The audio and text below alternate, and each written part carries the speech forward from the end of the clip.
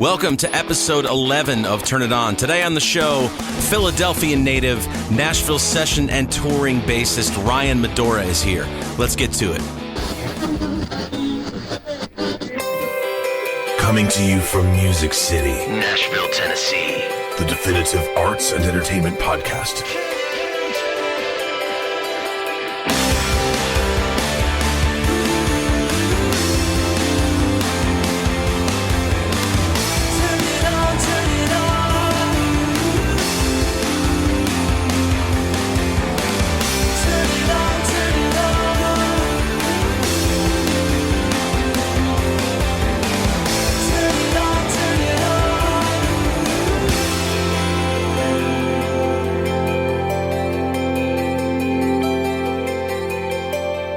Hi, everyone, and welcome to Turn It On. I'm Michael J. This is my show, coming to you from Nashville, Tennessee, or wherever the hell else I can drag a couple of mics in my little recorder to talk to people.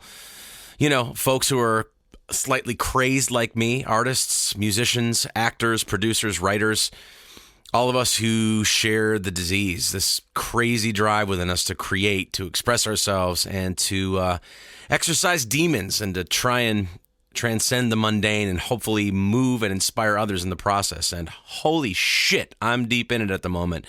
I've hit the wall, guys. I've finally reached a point where I need to take a break. So what am I doing? Talking to you on a microphone and recording the intro to this podcast. I haven't quite figured out how to relax in my day-to-day life yet. I'm not good at it. And to be honest, I'm learning, but I sometimes have to just tell myself that it's okay to have a day where I don't do anything at all. And today's not that day for me. Anyway, decided to get the show done that you're listening to at the gym or on your morning commute or in your cubicle at work, or maybe you're driving at night somewhere. Maybe you're about 4 hours into an 8-hour drive and you just need to stay awake. So wake up. Wherever you're listening, whatever you're doing, thank you for checking out the show, and thank you for making me at least a small part of your life. I really love doing this, and I hope you continue to enjoy it, so I'll keep making more. I've been incredibly busy these past few weeks, and so busy, in fact, that it's been hard to squeeze in interviews. I've actually had more people to talk to that have agreed to do the show than I've had time to talk to them. So I guess that's a good problem to have, right? I've been busy doing a bunch of acoustic trio dates with country artist Chuck Wicks and my good friend Chris Nix. Chuck's new record called Turning Point came out on Blaster Records back in mid-February, and we went on an acoustic mini tour of some of the Tin Roof locations around the country. And in case you're not familiar, it's a chain of restaurant bars around the country that all do live music. And I think it was started here in Nashville, but I'm not entirely sure. Either way, we have two of them here in town. So since it was a smaller tour with almost no budget, we drove to all these places in Chuck's Ford F-150. 4 dudes crammed into his truck with all our gear in the bed and a football-colored brown tarp folded over all our stuff like some kind of crazy Home Depot Guitar Center burrito. We stayed in a couple hotels along the way, but mostly we were driving through the night after gigs, and when we stopped, we generally stayed with friends of Chuck's or family members of people with us. The tour went really well, but of course, we all got sick because that's what happens on the road, and especially when you're practically on top of each other. So I'm still dealing with the tail end of this thing. If I sound a little congested, it's because I am. The cough is almost gone, thankfully, but it's not been a fun few weeks. So once I got off the road, fully exhausted and sick, I thought it'd be a great idea to dive right in and get back in the studio and finish work on a project that for me has been many years in the making. What could possibly go wrong, right? I'm the picture of health lately. Anyway, I started recording songs going back to about 2010 and ended up with almost like 3 records, full records worth of original material. I sort of released a record called Through the Medium of Noise on my old website back then, and I basically gave it away to everyone on my mailing list at the time, but it never really went to iTunes, never really came out. And a couple years later, I finished another record called Evolution that was also never really released. And at the same time all this other stuff was going on, I'd started a project with my girlfriend at the time, who was a singer, and that was called Dizzy Arcade. And another batch of songs was put together that ultimately was never released. So all this stuff was kind of leading up to my eventual move to Nashville from Florida. So I wasn't as focused as I should have been. And quite honestly, I was totally burnt out on playing shows down in Gainesville where I lived. I did 6 nights a week and sometimes 2 shows a day for probably about 12 years down there. And it was too much. And I'd hit another brick wall back then.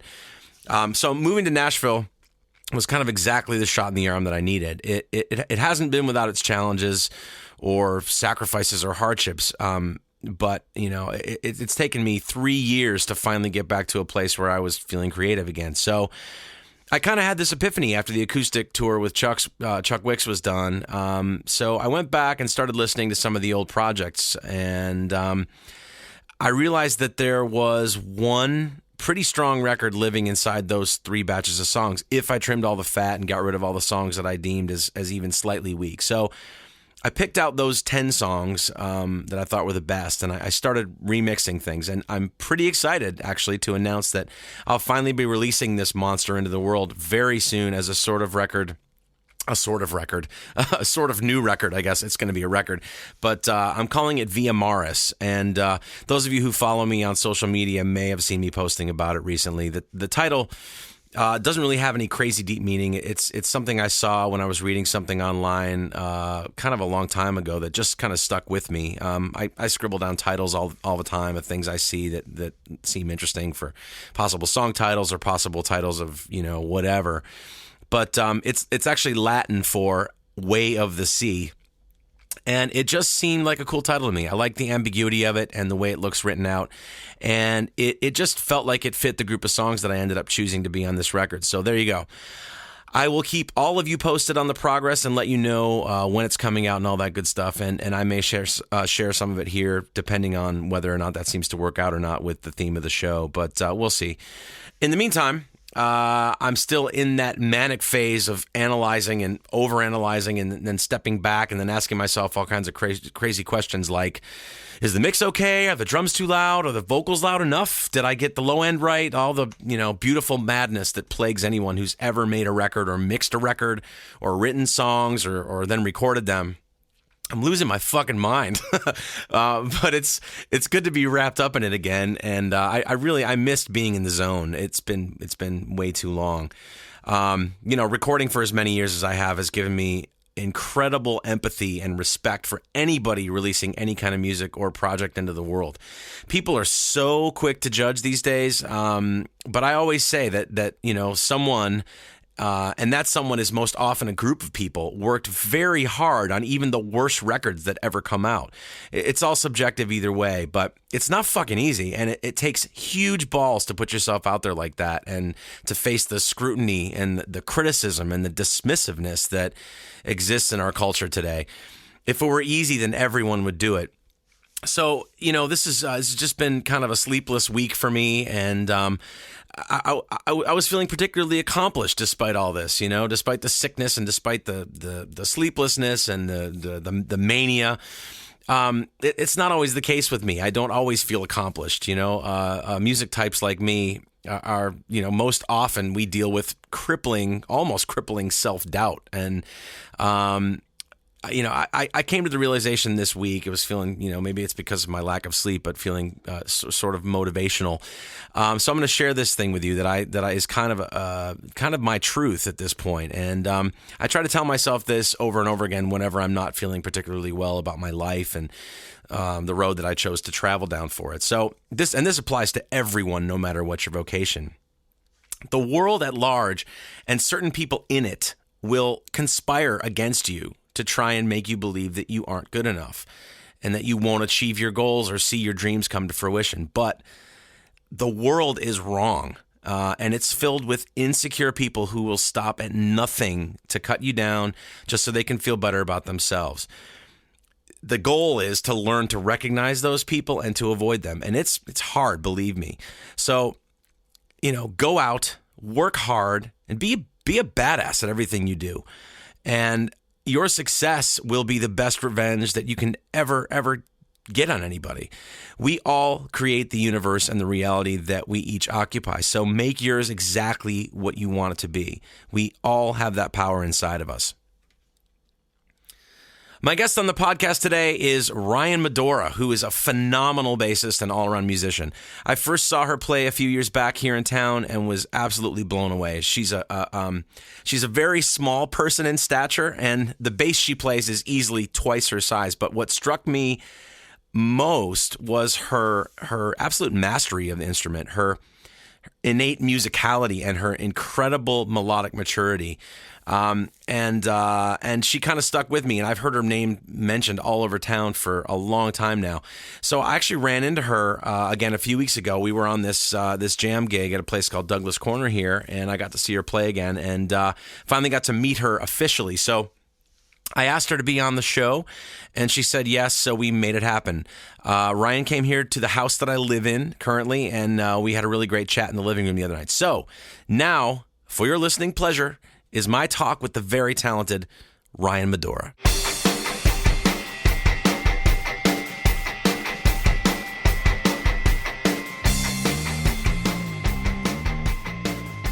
Come on in. Get comfortable. It's it's about as low tech as it comes, but it works. Yeah, and feel free to adjust as you. All I have is water. I didn't have a chance to get out and get. I am a water drinker. You requested. I heard the Philly accent just there. Oh yeah. Yes, it is there. That's okay. I'm having a rock star energy drink because haven't been sleeping this week much. Oh my gosh, man! I crashed earlier this afternoon. You don't have to be right up on it either. Okay. It's Where's the it's fine. I have it pretty hot just because people have a tendency to like do this kind of thing. Except I interviewed one of my friends who's used to doing a lot of radio. It was like right up on and there. the whole thing was like clipping like crazy. And I'm like, dude, like it's just a relaxed thing. It's chill. Exactly. And it's going already. I start it kind of just off the cuff and that kind of thing. So okay, sweet. Welcome to my living room. Thank you. It is excellent. I like that chair. I like these couches. Yes, and my roommate is a bassist, as you can probably see. I saw the rig. There's a lot of gear in here, so hey, it's good. And fun. They actually may come barreling in at some point because I don't know when. I think Calvin, one of my roommates, is off work at like 8:00. So nice. It's all. That's kind of how I do it. It's just loose and relaxed and it's all all that kind of thing. My house is like that too. Is it? Where do you live? I live in East Nashville. Okay.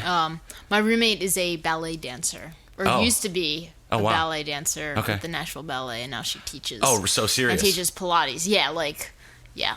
Oh, cool. But then she has all of her ballet friends over. So you have like crews of people doing Pilates at the house? Yeah. Nice. Awesome. Well, thank you for being here. Thanks for coming. Yeah. And I always get kind of nervous before these things, especially when I'm talking to somebody I don't really know, like you, because when it's a friend of mine, I can just kind of shoot the breeze. But it's I have to remind myself that we're all just musicians, and it's like we're all kind of fundamentally the same, in a way. We're all crazy. A little bit off. Yes. Yeah, a little bit off. So you're from Philadelphia, and I know that because you told me that the other night. And I'm wearing a Phillies t-shirt. Oh, you are? Okay. Yes. The only reason I remember that is because I might have had a few cocktails at that point in time, but I think when I asked you, you have the distinction of being the first female on the podcast, which is cool. Woo-hoo. I did interview someone else last year, but she it's a long story. I won't say who she is, but she comes from a kind of a famous family. Okay. And she Miley. It's Miley Cyrus. Yeah. No, I wish. Yeah, that'd be great for my show. But she, for some reason, she does stand up comedy, and she's hilarious. And it kind of bums me out because she hasn't actually signed off on the talk yet. So gotcha. It was It's just one of those things, like, I don't know whether she's going to or not. I got her to open up about a lot of stuff, and I think maybe it might have spooked her a little bit. Mm-hmm. It wasn't not like I was prying, but she just, she felt comfortable, I guess. So gotcha. Anyway, so yes, you're the first female on the podcast, and I think I told you that night, I'm like, I'm trying to get, it's all been all dudes at this point. Yeah. I haven't done enough of these to really kind of get there. But there's a lot of great female players in town, so I'm kind of trying to, cool. trying to get the ladies in there. Excellent. So you're from Philadelphia? Yes. So is that where you grew up? I grew up in Philly. I lived in New York for a while. I went to school up there. Oh, really? Okay. And so I was in New York, like, in and out for about 4 years, and then moved back to Philly for about 3 years, and then moved to Nashville. Okay. How long have you been here? So, I I just had my 4-year anniversary. Oh, congrats. That's cool. Thank you. I'm 3 years in, so Excellent. You're not like all that far ahead of me, but that's cool. Yeah. And so how did you get started playing? Like, was it something that you started really young, or? No, actually, it took me a long time to figure out that I wanted to play bass. Really? Yeah. Why bass? Well, so I will give you the long story of instruments. Yeah, go ahead. When I was younger, I guess like 2nd, 3rd grade or whatever, my mom got a piano and she's like, my kids are going to take piano lessons because when I was a kid, I had to take piano lessons. So I did that. I hated practicing. I hated reading music, but I did it because I was forced to. Sure. And then I quit, like everybody does. Yep, and then in 4th grade, you got to like choose an instrument to Right. be in like school band. Right. And I was like, I'm going to play the flute. That's a tough one. That lasted about 3 months. Yeah. And then I was like, I don't want to play the flute anymore. And so then I said no. And then I decided I wanted to play drums. Because why not? Oh, wait, I also played guitar for like a hot minute. Oh, wow. So you bounced all over the place. I bounced all over the place. Yeah. I couldn't make any decisions. I knew I loved music and I wanted to play music. Sure. But I hadn't found the right thing yet. Right. And my dad plays drums, and it's always kind of been like a hobby for him. You know, Okay. he likes to like go to some like blues jams or jazz jams every Okay. now and then, Okay. and like sit down. And so we always had we had actually had a great drum set. We had a 1962 Ludwig Silver Sparkle. Oh, wow. That's what he had. That he like got that drum Just set kicking around the house? well, that's the only set he ever had. Really? He got that when he was like 13. Yeah. And that's the only kid he's ever had. That's awesome. So that was in the house. So it was like, oh, well, we already have a drum set. I should learn how to play drums. And then, so I spent like middle school basically playing drums. Okay. But I didn't really play drums. I was like percussion. Okay. So I was like, oh, I'll play the triangle. Right. And oh, I have to play the crash cymbal. Then, oh, I have to play the chimes that are way taller than I am. And then freshman year of high school, I was like, this isn't what I want to be doing, because I was in school band and I had to be in marching band. They gave me like the biggest bass drum. Okay. And it was an awful experience and I hated it. And so I quit band. Okay. Entirely. Okay. I was like, I'm done with this. Yeah. And in the meantime, I kind of had my eye on the bass. And I had a friend of mine that had a bass that he was borrowing from another friend of his. And I remember being at his house and seeing it. And he picked it up and he played like a Nirvana song. Okay. And I was like, I think I can do that. Yeah.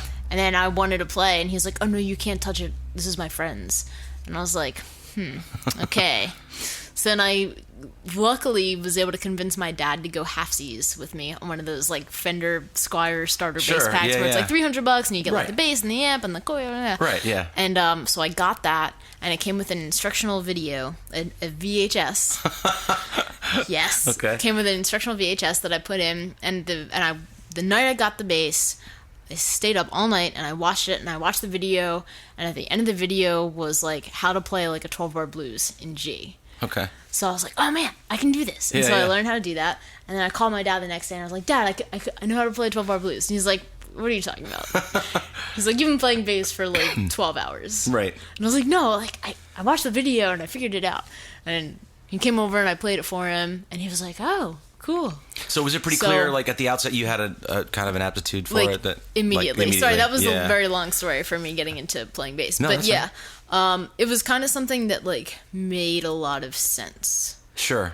You know, it just felt right. It just felt right, and I also grew up listening. I was kind of a music snob. Oh, really? Growing up. How so? There was a period of time when I would only listen to records made before 1975. Really? Okay. Like what like, stuff were you into? A lot of like Motown and soul music, which makes so much sense once I started playing bass. Sure. No, I get it completely. But like I would always I totally bounce back and forth between like Muscle Shoals, Memphis, Motown sound, the sound of Philadelphia, because the Philadelphia soul music is totally different, and then all like the New York soul, Brill Building stuff. So right. I kind of jumped back and forth between all those, and then it made so much sense when I started playing bass that was like ingrained in me. So how old were you when you started kind of getting into these records? Oh, and those how records? Did you get exposed to the? Did your dad have them around? Well, both my parents were really like into music. My dad was more of a folky, so he was into like Bob Dylan and a lot of songwriters. And, sure. John Prine and all that stuff. And Right, then yeah, my yeah. mom was more of like the like dance music. She was always into like kind of like disco and Motown and all that stuff. Right. But we all like there's a great like oldies music station in Philadelphia. Mm-hmm. WOGL 98.1. Okay. But we for their plug. But I used to listen to that station all the time. Okay. And that was just all like the throwbacks of similar to like the hippie radio station I here get in it, yeah. Nashville. So I just like was obsessed Sure. with Motown. And Well, all it that makes stuff. complete sense to me after seeing you play, and like I was saying before, like I don't know much about you at all other than just a few things, but I've seen you play a few times in town, and I was like, wow, she's fantastic, and you're thank you. spoken about in quite high regard by all the top. The top people that I know, so it's cool. So that makes complete sense to me. Yeah. So what other stuff were you? Well, I mean, of course, like anyone, I had my like pop music phase where I was into like newer stuff. Like, Right. I was a huge Hanson fan. They're still making records. They are. Yeah. Actually, they had a great record that came out quite a few years ago, but Shout It Out with like Bob Babbitt playing bass. You're kidding. Yeah, so it was Okay. like the combination of my new school and old school Like in the musical same place. elements. Wow. Hanson with Bob Babbitt on bass. Yeah, so that was like that's cool, and I loved the Spice Girls and all of those excellent groups. And you're actually admitting that in I am actually on this podcast to all 7 of my listeners. Yes, but hey, I stand by this statement. One of my favorite solos on any pop record is the like pseudo Stevie Wonder harmonica solo on "Say You'll Be There," Oh yeah, okay. which I definitely recommend you check out. Right. Okay. But like I was into that stuff, and then like I became like super into like Creedence Clearwater Revival, and I was a huge Blues Brothers fan, so I listened I saw Okay. the Blues Brothers movies, and I listened to Blues Brothers soundtrack. Sure, and sure. So like So you're incredibly well-rounded, as at least in your listening. I would say I'm fairly well-rounded, except for the 80s. The 80s is kind of Okay. like a void. Yeah. I've gotten better. How old are you? I'm 28. Oh, you're 28. Okay. Yeah, So so I was you don't born look in 28 at all. I was born in 87. Okay. so- okay. So yeah, you kind of missed the 80s at that point. Yeah, I missed the 80s, and like I went really far back, but I didn't go far back, like recently far back to the 80s. So Right. Well, That's a I void. was born 71, so I got the 70s and the 80s. Oh, man. And there was the 70s stuff. Yeah, any of that stuff comes on that like the Time Life, sounds of the 70s kind that's of the stuff. best solid gold soul. Oh my God. I like it. It's such a visual thing for me when I hear those songs. It puts me back, because I had my parents used to have them put a radio next to my bed when I'd go to sleep, because it was the only way I would go to sleep, and it was on the rock station or the 70s kind of 70s rock station, Yeah. which would be considered classic rock or soft rock now, but it was current then. Yeah. And so I'm convinced that every night going to bed with that, it kind of You got ingrained to listen to like Free. like any of that, any Yeah. of that stuff, like with the song Baker Street by I'm trying to think of the guy's name that did that. You know the song Baker Street I'm talking about? It's winding your way down Baker Street. Oh yes, yeah. That song can come on the radio, and I will instantly be transported back to my parents' house that didn't have air conditioning, with the windows open in the middle of June, and I'm like 6 years old again. Yeah. It's crazy. So anyway, I'll shut That's up. no, I understand. That's how like my big transport record is like anytime I listen to Everclear. I was a huge Everclear fan. Really? And when I played drums, I like learned how to play drums to Okay. like Everclear. Yeah. And I had this like I felt like Art Alexakis really spoke to me Yeah. because like my parents were divorced, and Oh, a they lot are? of his Okay. songs were about Okay. parents being divorced. When did they split up? Gosh, forever ago. Oh, I so was it was- like 6. Okay. So I like always there were always 2 homes. Oh, do you have for me. siblings at all, like brothers and Yeah, sisters? I have a younger sister. A younger sister. Okay. Yeah, but my parents were really they were really good about trying to maintain a good relationship for us. Okay. So like they lived like a mile apart.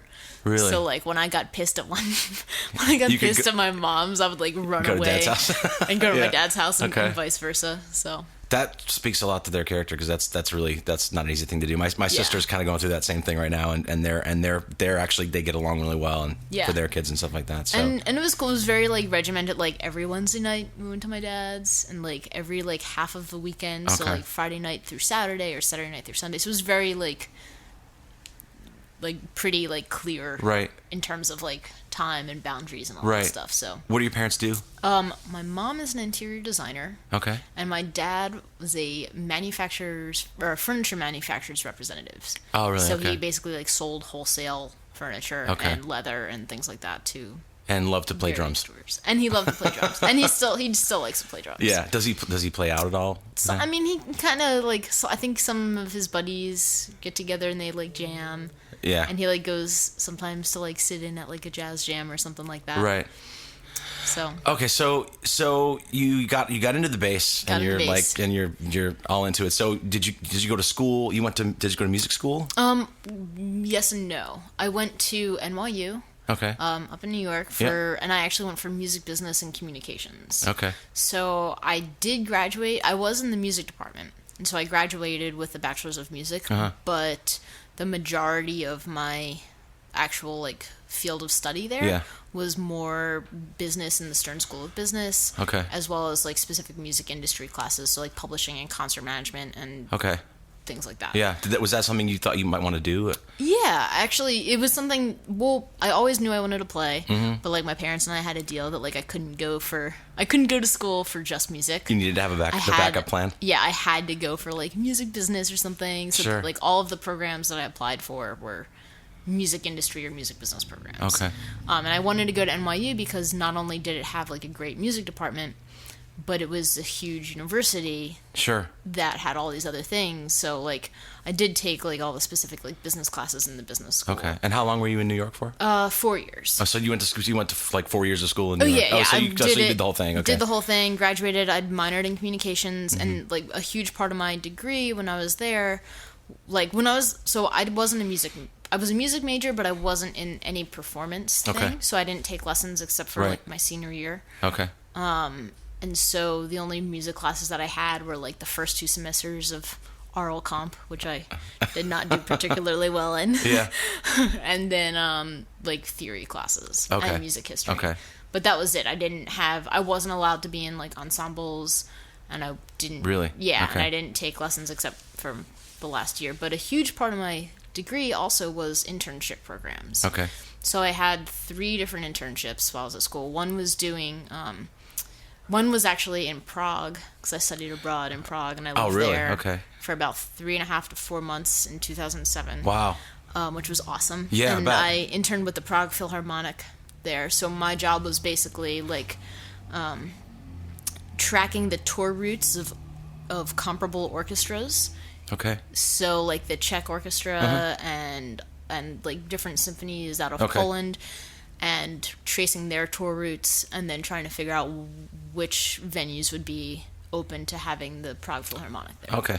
So that kind of thing. And then when I was back in New York, I interned in the talent buying department for B.B. King's Okay. Blues Club, which Yeah, is yeah. in Times Square. But Sure. it's a huge company, and they own a bunch of other New York venues. Like they own the Blue Note, they own Oh, okay. Highline Ballroom. So my job was very much like kind of marking up contracts Okay. that they would send artists Yeah. that would be playing there. Right. So I got to like kind of look through contracts and learn about various things that have to do with like concert production Sure. and like what's in a rider and things like that. And then Brown M&Ms or no brown M&Ms? no brown M&Ms. Yes. It sounds way more fun than it is. It really wasn't. It was cool in the sense that I got free lunch. That always helps. And I got to go see a lot of shows there. Okay. Because I worked there, so like I got to see like Tower of Power a couple of times. Really? Okay. And like some awesome shows. Yeah. Derek Trucks Band. Oh, all fantastic, that stuff. yeah. Yeah. And then I also interned at another company called Metropolitan Talent. Okay. That had 3 divisions. They had a division for like artist management where they managed like Art Garfunkel and Little Feat and like Bob Weir and Rat Dog, kind of a lot of like the classic throwback jam band stuff. Sure. Because the owner of the company was very involved with like the Grateful Dead. Okay. And then they also did concert production, and they did record distribution through Sony. Okay. So I worked with them. Yeah. And got to learn a bunch Wow. of things there. Answer So phones. You kind of got a whole bunch of different experiences. Yes, and I Yeah. realized through all of those experiences that I didn't want to do any of it.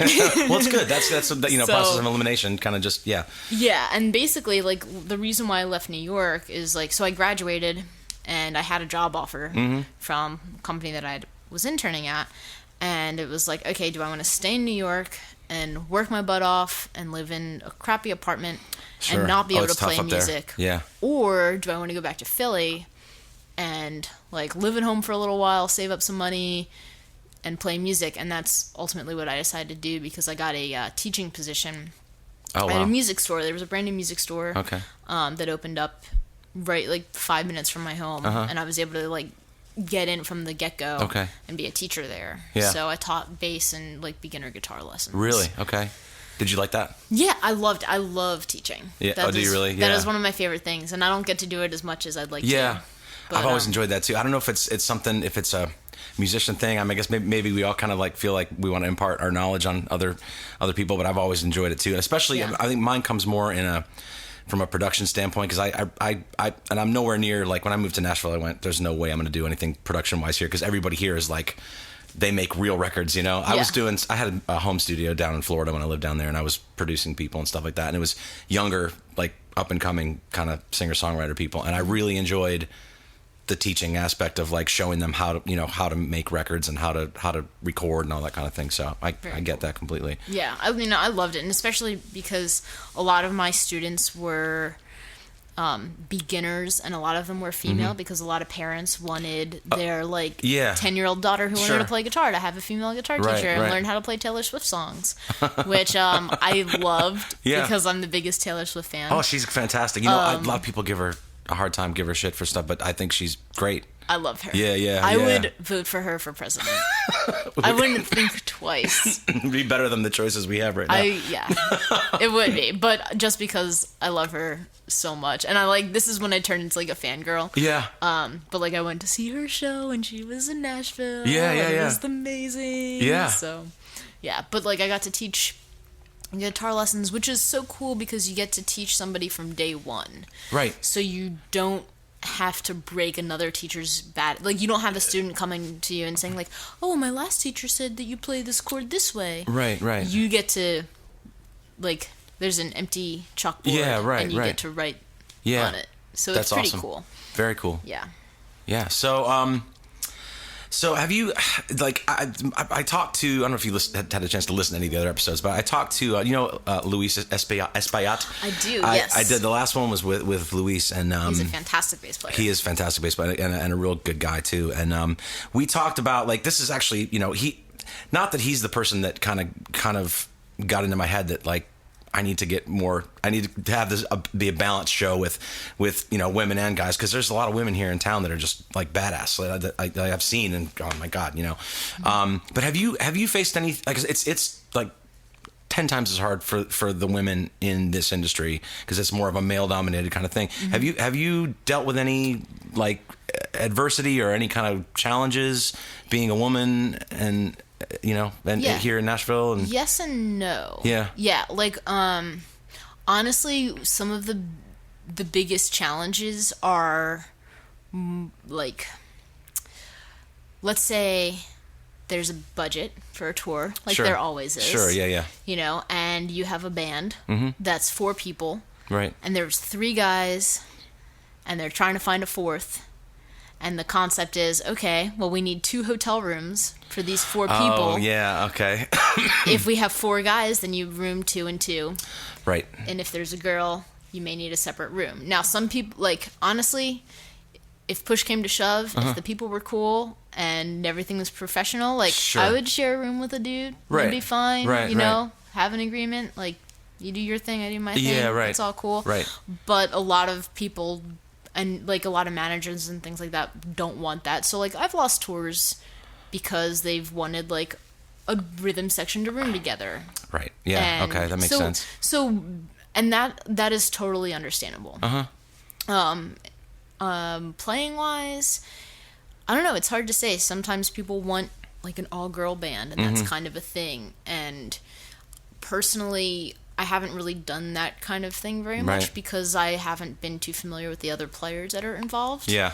And usually it's more of a gimmick and like a show thing. Well, where like I would rather hang with the guys and be with like the real players. Not to say that there aren't like real players that are female, but nobody assembles a band of like all females if it isn't for like Sure. the look, unless they're like Prince. Well, But it still is Right. for the look, Yeah. you know.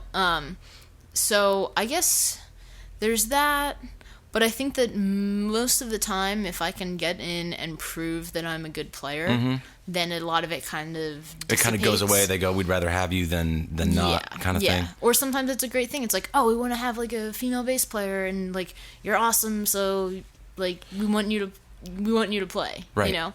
And the thing is, when you play with musicians in this town who are really great and also respect greatness, if you can get in with that circle and kind of establish yourself as someone that belongs there, Right. I think that's like most of the battle. Yeah, well, you definitely have. I mean, that's from minute one. It was like at the Loud Jams things. It was like, Oh, thanks. well, it was like, I mean, it was very clear when you stepped on stage. It was like, well, she's owning that. It's, you know, it's cool. So I was instantly a fan of your playing. Oh, and then, you know, when I saw you again, it had been a while since I've seen you at those things. I know, have you been out on the road, or have you been? I've been out on the road a little bit. Sometimes Monday nights I'm like, Don't want to go anywhere. don't Yeah, want to go anywhere. I totally know what you how like this week I've been out with Chris Nix and Chuck Oh, Wicks on the cool. acoustic circus tour, and Must be fun. I'm trying so hard not to cough right now because I've had this like dry cough for Yeah. like the last week and a half. You can cough, it's okay. Well, I'm trying for my purposes. I don't want to be sitting over here. So if you see my face twitching, it's because I'm holding back coughs. But we took. It was an acoustic tour for Chuck of like the tin roofs all over Okay. the country, kind of, and we took his truck, his F-150. So 4 dudes in an F-150, all the shit in the bed, with a tarp over it, and of course I got sick, you know, like Yeah. And so we weren't staying. It wasn't. There was no budget, so Yeah. we got paid, but he wasn't getting paid. So anyway. I've lost my train of thought now, but I'm trying not to cough because I've Just been sick. going But out no, I after a understand. It's long like, yeah, weekend. Mondays, or whatever, you know. And I work during the day too, so Yeah. I'm insane. I do 12-hour days, and you know, and I've also taken it upon myself. I'm trying to put out a new record that's like it's some songs from the last 2 things I never put out because I didn't feel comfortable with it. So I've been mixing till Oh, like my. late in the morning or early in the morning, Yeah. and then going to work and then coming. So of course I'm sick. Yeah. So yeah. I understand how that goes. I know, putting out a record is something that I never truly understood in terms of how huge of a project it is. Oh God, yeah. Until I did it. Yeah. So do you write and stuff like that? Yeah. You yeah. do. Okay. So I write a bunch of different things. I write kind of more like traditional songs, and I try to do, Okay. you know, a couple that are in like the pop country vein. Sure. Just to Do you see. sing? I do some like background stuff. Okay. But you know, I write lyrics and chords and lead lines and things like that. I wouldn't call myself like a lead singer just because I don't really have the gusto Sure. for it. But yeah, so I do some of that writing, and then I have an instrumental project. Oh, cool. That I did a record for last year. Okay. It's called the Interludes, and it's with. Okay. Is that out? Can It's we out. get- Oh yeah, can yeah. iTunes and stuff like that? It is on iTunes and Amazon and CD Oh, sweet. Baby, and I put that out last year, June 30th. Uh-huh. It came out. And so that was cool. It's like the first project that I produced. And From the ground up. from the ground okay. up, yeah. So it's like myself and Billy Nobel, a keyboard player Yeah, in okay. town, Uh-huh. awesome keyboard player, Yeah. and Lynn Williams, Okay. who is like one of my favorite drummers. Awesome. In this world, Yeah. and others. and the next world. Yeah, but it was the kind of thing where like it consumed my life, Oh God. and yeah. I wasn't. I knew it was going to be like a big thing, Uh-huh. but I wasn't prepared for exactly how much goes into it that you don't think about. Oh, it's most people don't even understand. I'm in the manic phase right now because, and I won't go into too much detail on it, but I did 2 full records in the last. I started recording in like 2010, 2011, and I sort of released one on my website at the time, and I gave it away. I was like, I just want you to have it, so I gave it to everybody, and then I did another record that I sort of kind of put on my website, but sort of, and it neither thing really went to iTunes and really came out 100%. And when I moved to Nashville 3 years ago, I was so burnt. I was doing solo acoustic stuff down in Florida, and I was so burnt out on it. I moved here and went, that's it. I'm going to be a sideman for as long as it takes for me to just stop being burnt out, and I'm not going to do anything for myself unless I really feel like I need to do it. And so in the last 2 weeks, for some reason, I started kind of getting inspired again, which is kind of a cool thing. But I'm like, all right, I looked at these. I don't even know how this came about, but I looked at these 2 records and I went, all right, what are the best songs? I mean, if I combine these, if I just take the best songs and I pick and choose, which is also a really tough thing to do, is when they're all your babies, they're all like your kids, and and you just want to put them all out, kind of, but maybe they don't all belong on the thing that you're putting out. Maybe you're like, this is a dance song, and this is a reggae song, exactly. This is my Joni Mitchell phase. Well, exactly that kind of thing. So I picked the best of both, and I decided I'm going to go back through, and I had mixes of everything, but I wasn't really happy with them. And I'm like, all right, I'm going to go back through and because I've learned a lot in the last few years too. So I'm going to go back and remix everything. Holy shit! I mean, literally, I went down the rabbit hole so far, and I was talking with Chris Nix this afternoon on the phone, and he's going to master it for me. And I was like, I'm at that place where I work for so long and on certain things that I start getting counterproductive at a certain point in time. And that was me last night at like 4 a.m. I went, oh shit, I have to be at work by 8. I need to go to bed now. You need to go to bed. Yeah, exactly. Yeah. So the project that you put out was instrumental, or was it was all instrumental? It's all instrumental. It's called the Interludes. Yep. And the way I describe it is instrumental soul meets world music. Okay. So if you took Booker T and the MGs and you combined it with Medeski, Martin, and Wood. Oh wow. Okay. It's kind of like that. Interesting. I think it's music that is great to be played during a dinner party, or when you're driving or anything like that. It's just kind of I hesitate to call it jazz because it doesn't have enough chords to be jazz. But it is instrumental, so it kind of gets like thrown in that world a little bit.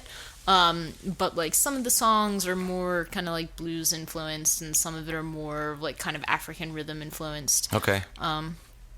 So yeah, and it was the kind of thing where like all of the songs were like a 3-way co-write, where we would just get together in a room and jam on things. And what I would do is we would kind of have a couple room mics set up and record everything that we played, and then I would go back and listen through everything and pick and choose little parts and say, oh, this was a cool progression that we did, and this is a cool theme, and let's develop this. Right. And then we had a couple days of like rehearsing, quote unquote.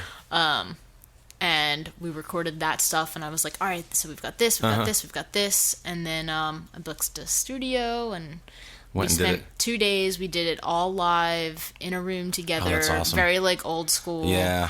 And it was great because we could do that because the instruments were like a Nord keyboard. Okay, sure. And a bass. Yep. And drums. That's it. So we were all in the same room. We didn't have to really like do a lot of separation stuff because the only thing that had mics were the drums. Yeah, sure. And it was kind of great to do it all like kind of the old school way, and everything on the record is like a first or second take.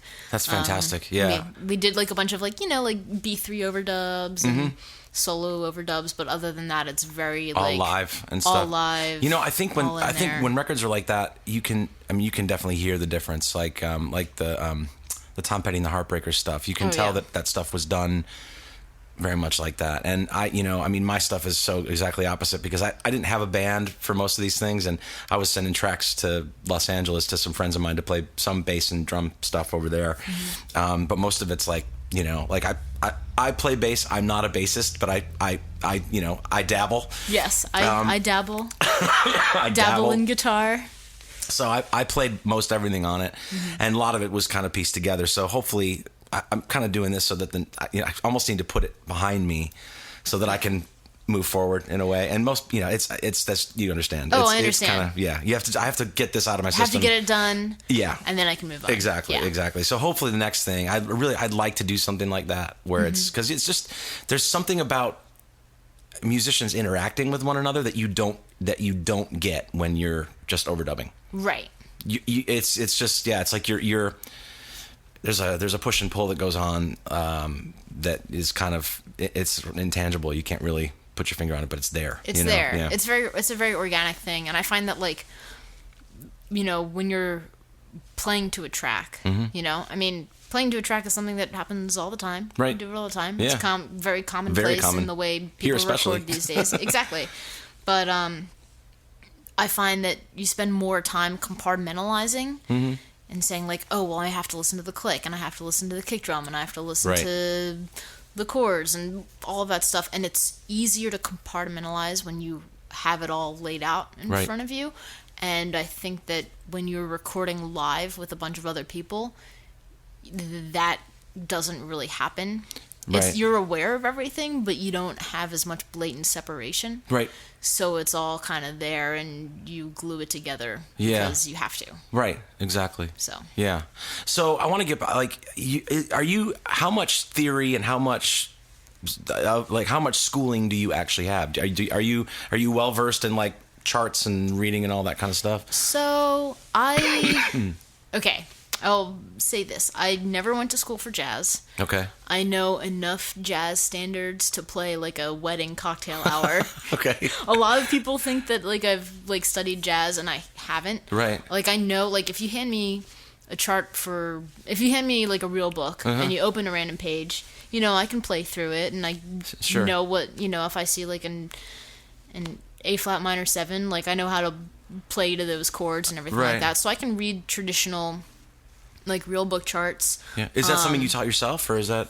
I had like private lessons when I was Okay. in like high school and Okay. stuff for a little while, and then Yeah. when I was in college, part of, you know, like theory classes was learning, I guess, more classical theory, so Right. like counterpoint Okay. and Yeah. like marking up scores in terms of like what the chord changes are, and I spent like a little bit of time getting into classical stuff, and Okay. there's a cool book like Bach for Bass, which has like a lot, which sounds super lame, Okay. but it's got like a lot of the like Bach cello suites transcribed for bass. Okay. It actually sounds cool to me. I think that'd be interesting. It is. Well, you know what? It's actually it's a great book for a couple of reasons. One, for just like basic theory, because like Bach wrote the book in terms Of of course. Western harmony. Yeah. So like you can go through and outline like 2-5-1s all day long. Right. In the way he did stuff. So it's great for that, Mm-hmm. and it's also great in terms of technique because it forces you to play arpeggios in all different ways. Okay. You know, so you learn about like positioning. So I spent like a little time doing some of that stuff. So Okay. like I have enough like schooled theory knowledge, Okay. more so in theory than in practice. Okay. Where like the way I really learned how to play was like in blues clubs. Okay. Like I started going to blues jams when I was like 16. Really? When I could convince my parents that I got all my homework done, which I did. I was like Yeah. I'm like a super nerd. So I was like, oh, I'm gonna do summer school and then take extra classes during the school year, and then I'm gonna do the same thing next year. So Yeah. I was like, I did like 1,000 extracurriculars, and Did your parents bring you to these Classes. jams? And like, obviously, Yeah, or did yeah. you like drive yourself and go and hang out? oh no, I did not have a car until I was like 20. Oh, okay. No, they would take me. There was one blues jam on Tuesday nights at this club called Warm Daddies Okay. in Philly, which was kind of like an old gritty Southern food barbecue Yeah. kind of place, which was awesome. What They did had what do these people think when you walk in? Like, Who's that? Well, and I was so afraid at that point. Like, I was terrified. So I was 16. I'd only started playing bass like 2 years earlier.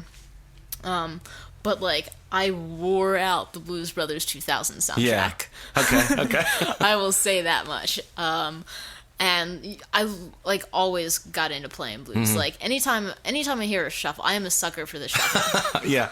If I hear a shuffle, I am right there. That's awesome. Yeah. So I started going to these blues jams, and the great thing about that, I was so terrified that like I would play, but I would keep the volume really low, so nobody actually Right. knew if I was playing, but it didn't sound like I was playing anything wrong, so Right, they right. like let me play along. Okay. And then there was another club called the Rusty Nail, which I think every city, Every city has in a the rusty U.S. nail. has a Rusty Nail. Yeah, definitely. I've played at least 4 of them. But this one particular place was like 5 minutes from my house, and it had a blues jam every Thursday night. And I went to that Okay. and met some truly incredible players, including bet. some like people Yeah. that turned out to be mentors for me and everything like Very that. cool. And that's really how I learned how to play. There's no substitute for that. Like, There is no substitute. yeah, playing Yeah. with people that are better than you. I mean, it's. Oh yeah, I mean in the play, like one of the guys that had like a huge influence on me and is still I consider one of my best friends. He's this guy named Don Evans, who's a guitar player who he played with Billy Joel back in the 70s. Really? And Okay. he's been a recording engineer, and he was out in LA for a long time, and he's really done everything that you can do musically. Yeah. And a fantastic player. And we were like partners for a long time. We had like a duo or a trio or a four-piece, whatever the gig called for. Sure. Like when I got out of school, that was kind of like what I did primarily. Okay. Before moving to Nashville. But like I met him and I learned so much about how to communicate on a stage without, like, when you don't know a song, you get up there and you're like, okay, Well, right. I hope I know what to do. And then someone yells 4 at you and you're like, oh, I know what to do. Right. Go to the 4. So it kind of, it was actually really great Yeah. practice for moving to Nashville when suddenly I'm presented with a number chart and I'm like, oh, this makes total sense to me because I'm used to being on a stage and someone yelling 2, 5, 4, 6, whatever it is. Sure. You know, and knowing where to find that on the neck. So yeah, it just made a lot of sense to read that. So yeah, I'm like, to get back to the earlier question. Sorry. I like, give me a Nashville number chart and I am happy as a clam. Really? Okay. So see, that's a challenge for me. I started out as an ear guy. Like, I mean, I started playing piano when I was like 4 or something like that. I was in classes, and same thing with like, with you. I hated to practice, so I would make up my own things, and I just kind of developed this vocabulary. And then I started playing guitar in 3rd grade, and I developed just my own sort of thing, and I know enough to where, I played down on Broadway here a couple times and had people shouting numbers at me, and I sort of like didn't know it but sort of did, and I'm really good at finding something that works and staying on it. So you sound like a bass player.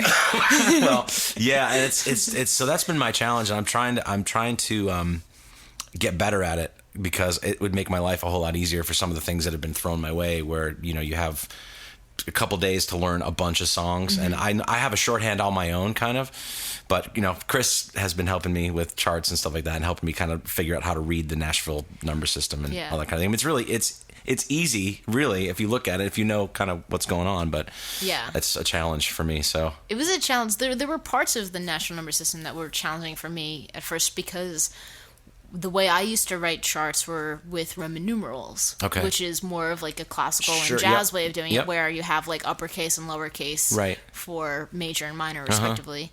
And so when I moved to Nashville, I would write charts and I would forget to put the minor sign after a 6th chord, because in my mind it automatically was minor. Right. Because so I just wasn't used to that. So if I look back at some of the charts that I wrote, like to practice doing it, like from like the first 6 months to a year when I was here, they're, I don't want to say bad, but I've improved a lot. A lot.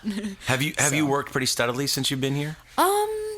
I guess, for the most part. I mean, there was definitely it took a long time to kind of get into certain things. Sure. And I've always had other like gigs along the way in terms of like, I folded clothes for 2 years. Yeah, well, did the retail thing. I think everybody has, everybody here. And I still work a couple days a week at a pasta shop in town, Lazzaroli Pasta. Okay. Best place ever. Is it really? Okay. Yeah, and I'm like a huge Italian food and foodie fan in general. Really? So that's kind of like my other passion, and I get to do both, which I'm really thankful for. Do you cook and stuff like that? Are you like big into that? Yeah. Yeah. So but getting started in Nashville, I think that there was, the way I measure it is I'm a fairly like OCD person and very meticulous about that, and so like I have like really good notes about like what gigs I did and when and with whom, and I can go back and look at my year from 2012, which was the first year that I was here, to 13 to 14 to 15, and now in 2016. And as long as I kind of see that each year is better than the next, and each year I'm kind of making more money or doing sessions or playing with players that I think are at a higher level that I am in, and at a higher level compared to the people that I've played with in the past, I feel like I'm on the right path. Yeah. So that's kind of how I measure things. Wow, like I wish I was that organized. I'm OCD to some degree, but I'm also ADD to some degree. I'm kind of like, okay, highly organized, but also highly not organized. It's weird. It's like kind of. Yeah, both. I'm that way. I'm like either super, super into something, or I'm completely oblivious. Okay. Like, completely oblivious. Yeah. Yeah. So who are you? So are you playing? You're playing now with Chelsea that I met the other night. Is that? So I played with Chelsea. Chelsea's been like kind of figuring out. I think she's got like new songs and she's trying to do some other stuff. So we'll see what this year brings. I played with her mostly 2014. I guess she was doing a lot of stuff, and we were doing like the NASCAR circuit a lot. We got to play the Super Bowl, which was awesome. Oh, really? Okay. Yeah. And so we did a bunch of gigs with her. I did a couple shows with her last year. We opened for like Big and Rich and like Josh Turner, I think, and a couple other artists, which were really great. And she's an awesome person. Kind of waiting to see what she's going to do this year. Right. But in the meantime, I play around town with a lot of different people. There's this kind of like bluesy gospel singer-songwriter named Kishana Armstrong, and I play with her a lot.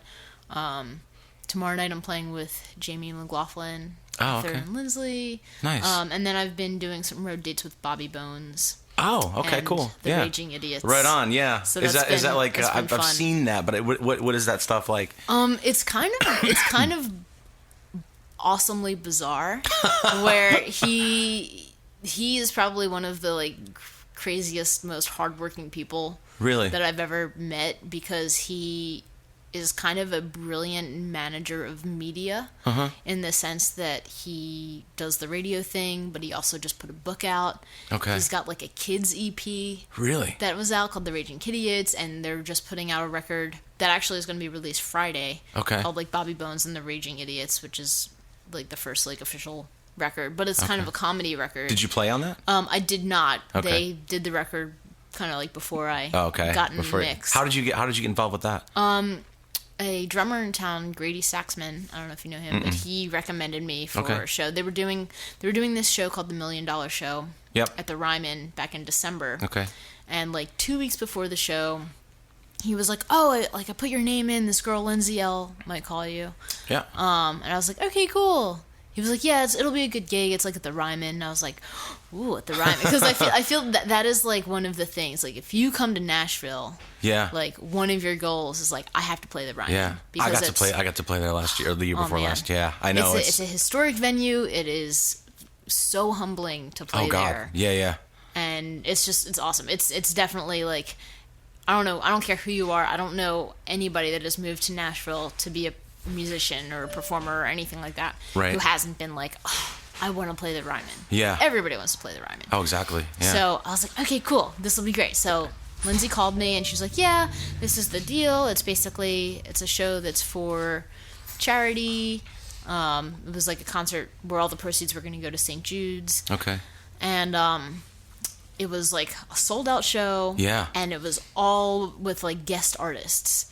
And the whole band were guest artists except for the bass player. Okay. And they needed someone, and miraculously they called me. So you got to play with everybody on the night. So I got to play with most of the people on the night, and the band was awesome. It was like Christian Bush was playing, and Natalie Stovall and Chris Jansen played drums. You're kidding. So it was really awesome. And in addition to that, we got to play behind like Carrie Underwood and Dirk Bentley, and wow, there's no better place for you to have been. And I was kind of like in the middle of everything. It was amazing, and it was the first time I played the Ryman. Yeah. So it was kind of this like huge turning point where I was like, all right, like Nashville had my doubts, but it's working out. That's fantastic for this moment. Yeah. So I did a show with them back in December, and then they offered me some stuff in like January and February, and so here we are. Very cool. Yeah, I only got like, so you got how long of a show was that? Was it a couple hours of playing time, or? Yeah, it was a couple hours. But they had things coming in and out. They had a lot of other artists come and just do like solo acoustic stuff. Like Chris Stapleton came and did a couple songs. Okay. Brett Eldridge came and did a couple songs. But I got to play with like Carrie Underwood, Dirk Bentley, Eric Pasley. And all those people. Yeah, definitely. So it was amazing. I got two songs. I did operate at the Ryman with Chuck Wick. So I got like 2 songs, and it was over. Like those things are just it's over before you realize. Yeah, before you even realize it. Yeah. And that's what the whole night was. Yeah, I bet. Yeah. I bet. But yeah, I haven't played the Opry yet. That's like my next bucket list. I see. I stepped in a golden pile of shit when I moved to town. No, really, because I played in a band with Tom Hurst and Chris Nix down in Florida for like 10, 11 years down there, and Tommy moved here ahead of Chris and I, and then Chris moved here, and then they both were kind of like, you got to get your ass to Nashville. And when I moved here, Chuck Wicks had just fired his other guitar player, so Chris and Tom were kind of like, it's our friend Michael, you need to put him in there and be perfect for this gig. So I did that, and Chuck plays the Opry all the time. So I've done four at the Opry and one at the Ryman, which is like, that's awesome. Like every time it happens, I'm like, okay, there's a part of me that goes, I don't really belong here. I say that to myself all the time. I'm not going to ask any questions, but it's like, you kind of get this shit-eating grin and just go, I'm playing at the Opry. I'm playing at the Opry. It's such an honor, and it's such a crazy thing. And you'll play there before long. I have no doubts. Yeah. Fingers crossed. There's there are a couple bucket list things, Sure. That being one of them. Yeah. So it's some people move here and never play there. Yeah. I don't see that in your future. Like, well, I definitely see you playing there. Well, thanks. Yeah, I hope that is something that comes true. Yeah. So what are your plans? Like, are you planning on putting any more music together? And at the moment, I'm still kind of trying to figure out what to do with the last record. With the last one, because it's only been out for about like 8 months or so now, and with that, I think my real goal now is trying to get into sync licensing. Okay. Because since it is instrumental music, I think that it definitely has a place in whatever cooking show needs some background music. You went right to the cooking show. I did go right. Well, Chopped is looking for. I watch Chopped all the time, and if my music got into Chopped, I would freak out. I would absolutely love it. It would be a dream come true. Okay. That is like more bucket list than playing the Opry is having my music in an episode of Chopped or Mind of a Chef, like any of the Anthony Bourdain produced shows. Isn't he? I thought he was in town here. He was in town. I missed him. Yeah. He was in town. I heard he went like bar hopping around East Nashville. Really? He's an interesting guy. City House. He's an interesting guy. Yeah. Yeah. He's got the best job in the world. Oh God. He like travels around and gets the royal treatment at wherever he goes. Right. And gets all the best food and gets to meet cool people and just gets to be like a superstar. Right. Which is so cool. Yeah. But then he's also Anthony Bourdain, so he's like super classy. Well, right. Yeah. Yeah. Knows the best of the best and all that kind of stuff. Yeah. We are almost at an hour. Okay. That flew by. Well, I know it did. It's awesome. Yeah. And I was like, this actually went very well because I was like I said, I always get a little, like, especially if it's somebody I don't know. It's just kind of like, okay, well, I hope, because every now and again you go, well, maybe the conversation will just stall out and I'll be a shitty interviewer and I won't have anything interesting to ask and I won't, know. But you're this like, is great. Like you have a lot of stuff to talk about, obviously. So that's very cool. So so you're still trying to figure out what to do with the last record, kind of, and I think I'm still. Yeah, I mean, like I said, my goal is to get it into sync stuff. So whether that's in like a commercial or television show or anything like that, and then I guess to also try to play some shows around town with that particular group. Cool. Okay. Because we've only done like 1 or 2 shows, mainly because the 3 of us are hard to pin down. Okay. And I just don't have a lot of. I find myself so busy learning other people's songs and getting ready for other people's gigs that I have hardly any time to like think about doing my own. And there's also not a huge market in terms of venues that have instrumental music in Nashville. But yeah, I'm still trying to figure out what to do with that. Yeah. Maybe I'll do some other stuff. I'm trying to figure out some like publishing stuff with other songs that I've written that are more traditional, like lyrically driven songs. Yeah. And then, busy doing that. Busy playing with different people. I write columns also for a bass magazine that's online called No Trouble. So I'm at a coffee shop in East Nashville for a few hours, about 3 days a week, writing columns. Do they pay you to do that? Yeah. Oh, awesome. Okay. Yeah. So, cool. It's called No Trouble, and I have like 2 different column series. One is called Bass Players to Know, where I kind of investigate a bass player every other week. and listen to records that they've done and learn about their discography and do a little bio piece and talk about their style. And cool. Well, tonight on this show, you are the Need to Know bassist. I am the Need to Know bassist. Yes, first time ever. So that's what I do, and then I also write a column series called The Light Bulb Moment, which is a column that's a little bit more freeform, and I get to have a little bit more wiggle room in terms of creativity and writing style. And that's about kind of the moment of epiphany when you realize something in music that you hadn't noticed before. Right. Or you kind of come like full circle with something that you learned a long time ago that you didn't learn at that moment, but then you think back on it and you're like, oh yeah, I knew from back then that I should have carried an extra set of strings in my case. I just had one of those. Like last week, I was listening to the WTF podcast with Mark Maron. He was interviewing Dweezil Zappa. Sweet. And Dweezil was talking about, and this blew my mind. And I don't know whether this probably will make perfect sense to you.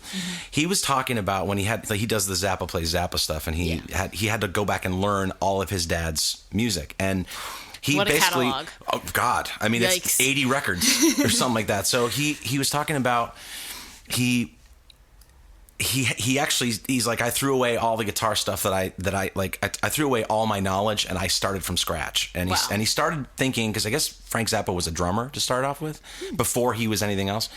And all these rhythms of all the parts in the music, he kind of broke down certain rhythms that his father used a lot. And he translated it to guitar, and hopefully I'll get this right because it blew my mind. Instead of phrases of notes, he started figuring out phrases of beats, and then he would translate those. So the beats had no pitch at all. Just it would be like, I can't even think of an example, whatever it is. And he would then, for his lead work or whatever, and for everything he does, he would use those rhythms and just plug in notes.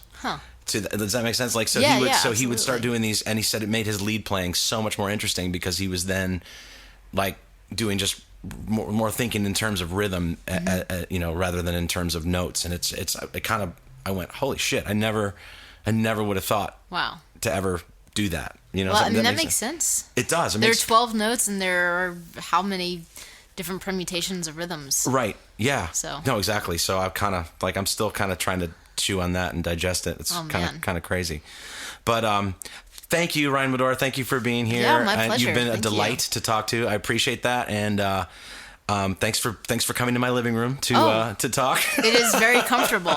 And actually, if you get me some of your music, maybe we can cut in like little bits. Yeah, absolutely. And that way people can get or maybe we can put a song at the end or something like that. People can get maybe a flavor of what your record is, and then they can go buy it. Lots of copies of it. Buy copies. You should just buy it like 3 times. Buy it 3 times, and then gift it. Gift it to people.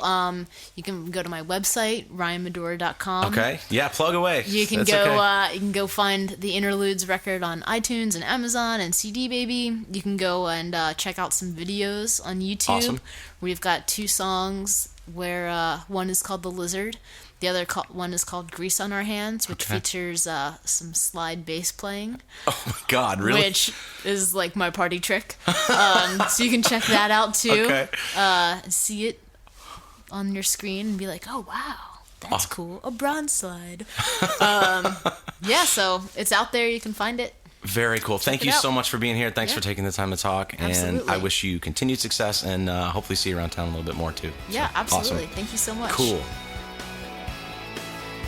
That's it. I hope you all enjoyed that. Ryan was an absolute pleasure to speak with, and that is one sharp and really talented girl. You'll be seeing and hearing a lot more from her in the near future, I have no doubt.